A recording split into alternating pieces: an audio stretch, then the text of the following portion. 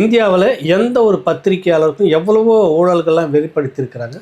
சமீபத்தில் கேரளாவில் கூட ஒரு பத்திரிகையாளர் அங்கே இருக்கக்கூடிய அந்த ஊழல் முறைகேடு வெளியிட்டதுக்காக இதே போல் இந்த முற்போக்குன்னு பேசுகிற கம்யூனிஸ்ட் அரசு அவருடைய சட்டமன்ற உறுப்பினர் எப்படிலாம் எதிர்த்து வேலை செய்தால் ஒரு உச்சநீதிமன்றம் வரைக்கும் சென்று அதை முறியடித்து திரும்ப அங்கே வந்து இருக்கிற அந்த விஷயங்கள்லாம் நிறைய இடத்துல நடந்திருக்கு, பார்த்துருக்கோம்.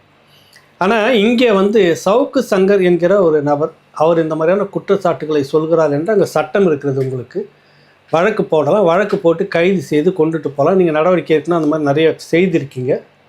அதை விட்டு ஒரு தனிநபர் தூண்டுதலின் பேரில் நீங்கள் ஒரு பெரும் கூட்டத்தை கூட்டியுமே அந்த வீட்டில் அது ஊர்வலமாக போயிருக்கீங்க. வீட்டுக்குள்ளார அத்துமீறி நுழைஞ்சி பின்பக்க வாசல் கதவை ரொம்ப மோசமாக இடித்து தள்ளிட்டு உள்ளே நுழைஞ்சி 50க்கு மேற்பட்ட கும்பல் உள்ளார வந்து அந்த அதை என்ன சொல்கிறது, ஒரு மனித மலம் கலந்த அந்த நீர், சாக்கடை நீர்னு சொல்லுவாங்க, அதை வந்து வீடு முழுக்க கொண்டு போய் கொட்டி இறச்சி அதை விட 2 மடங்கு அந்த தாயாரை, வயதான அந்த அம்மா வந்து கொடூரமாக மன உளைச்சலை ஏற்படுத்துகிறாலும் உச்சகட்டம் மன உளைச்சலே தான் அது.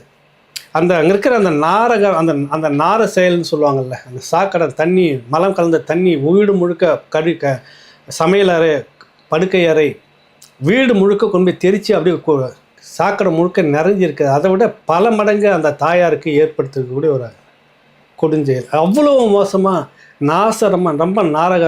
ரொம்ப மோசமாக திட்டி அவ்வளோ கொடூரமாக ஒரு உளைச்சலை கொடுமையாக அந்த தாயாருக்கு ஏற்படுத்தியிருக்குது.